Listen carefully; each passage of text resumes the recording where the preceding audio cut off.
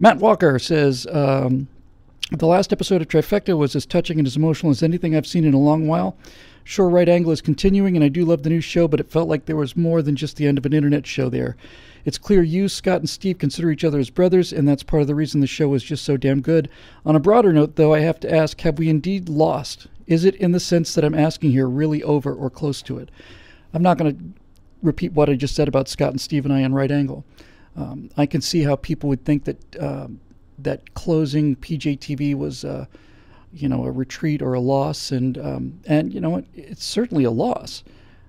It's a business that that has been exceedingly good to me, and opened up a whole bunch of new talent, and they made a decision, a financial decision, I assume, although I don't know, and there it is. The reason I wanted to take that question is very kind things to say about Trifecta and stuff, but the question is it lost? Are we losing? Is it over? Is it winding down? I know a lot of people feel about that about the country, but it's not.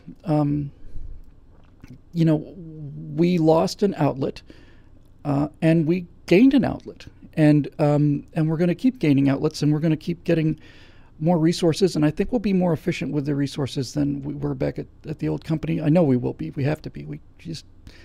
They had a staff at PJTV, had a staff of 20. It's me and Carla right now, and we're picking up another part-time editor and so on. But I don't want people getting discouraged. Now, and forget about me and forget about PJTV. You have to understand, Matt, that discouragement is their ultimate goal.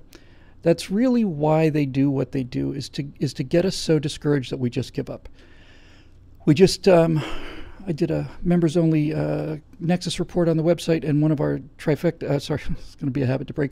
One of our Right Angle segments was on Facebook suppressing conservative stories. And I mean, you have to really think about that to realize just how subtle and how awful it is. When your friends post something that is a conservative angle on anything, and it starts to go viral and people start sharing it, Facebook steps in there, according to these people that were responsible for that job, and suppresses it. So it's a miracle that we're in the game at all. And we each see each team, the good guys and the bad guys, has a unique advantage and a unique disadvantage. So I'll tell you what I've said on a couple of speaking engagements. I got a bunch of those to post, by the way. And I'll talk about our disadvantage first. Our disadvantage is we can never beat them.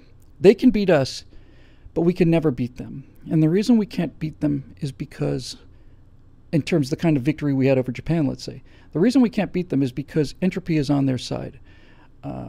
It's easy to sell, it's easy to give away free candy. It's harder to sell vegetables. Entropy is on their side. People, as a general rule, would rather be secure, what's the word I'm looking for? Comfortable. They'd rather have the uncertainty removed than be free and do better. It's getting worse and worse every day. Selling people the idea, we'll take care of your health care, we'll take care of your housing, we'll take care of your food, we'll take care of all this stuff, we'll take care of your college education, all that other stuff. It's very, very difficult to do things on your own.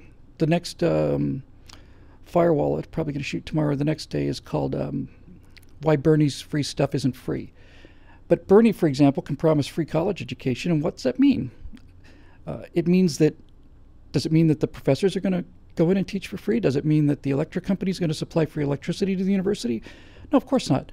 When Bernie says free college education, he means that it's going on the government tab. The students don't have to pay for it. And then I say to the students, okay, well, since it's not free, and since the government's subsidizing it means that tuition rates have skyrocketed, who do you think is going to pay for your free education?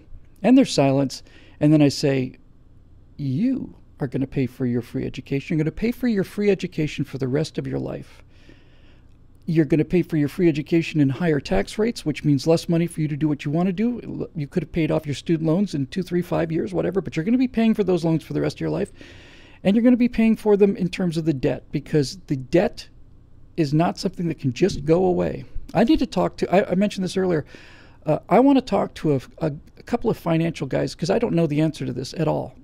But I want to know what the end game is on this debt. I want somebody who really understands the big picture economy to tell me what happens. if the debt continues to get bigger, and it's going to, does there come a point when we're in default? If we're in default, what happens then? What happens to the world economy? My inclination would be to say that it all collapses and we're back to, like I like to say, like we're roasting rats on spits over burning tires in the streets. I don't know. Maybe you can keep printing money forever. I don't know. But when I say that we can't ever beat them because entropy's on their side, they've got a downhill walk. We've got an uphill walk. Everything they try to sell is easier to sell than what we have to sell. And as I said before, and say it again, Russ never sleeps. You go out and mow the lawn. The second you put your lawnmower away, the grass starts growing again. And so our unique disadvantage is that we can never win and go home. We have to win every day. We just have to push the boulder up the hill every day and understand that it's our lot to, that's what we do. That's our job. We wake up the next morning, the boulder's at the bottom of the hill again. So we see the same problems we've always seen, not only in this country, but throughout history, and we have to go out and fight them and deal with them again. So that's our problem. That's our unique disadvantage. Their unique disadvantage is everything they say is essentially a lie, and so they have to paper up all of the windows and no signal can get out. They can't teach anything about the history of sociology or history of America. They can't teach anything about economics. They can't let anybody's other opinions get in there, because if anybody comes in and starts speaking sense to these people, they start to, you can see them, you can watch the gears turning in their heads. It's got to be terrifying for them, the fact that we are in fact the light of truth, and a little candle will light up the inside of the Superdome. You can't project darkness. You can't build a big darkness projector and darken a spot in the center of a lit stage. You have to remove the light, and light is pernicious and it sneaks through. The signal will get out, and we genuinely have that on our side. When I say that they've got to keep the light out, it's really that true. I found this both at the high school and at the college. I would go up there, and my experience has been, and I expect will continue to be, I do 5 minutes on what I believe, and then I take questions, because if I just did the speech that I do for the Tea Party groups or Republican groups, they'll just roll their eyes and snort and do all their virtue signaling and snicker and all the rest of it, and they won't listen to anything.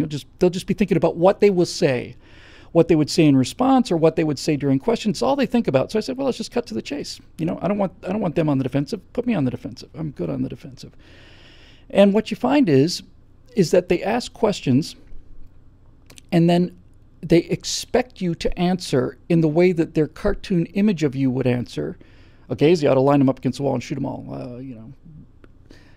Black people, let them starve. Screw them. If they don't get a job, that's their problem. That's what they're expecting to hear.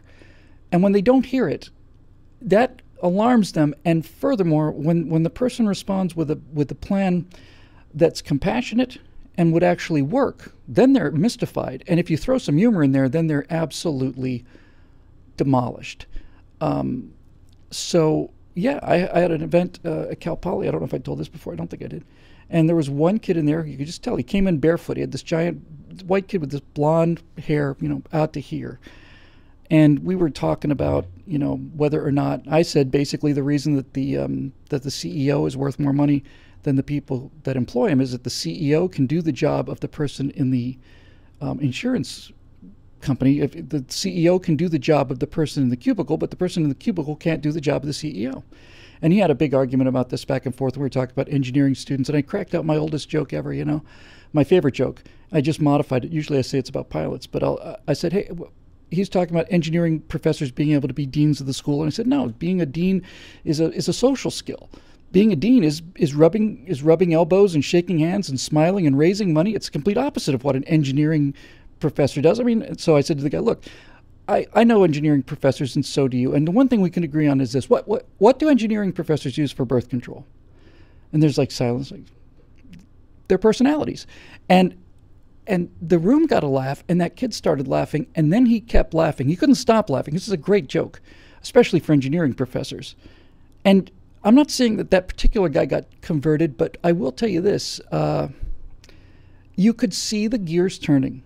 And I heard feedback on the high school we did where they said, no, you're the best speaker we've ever had. We have one every week. And everybody's talking about it, and we want you to come back and do a day. And that actually works.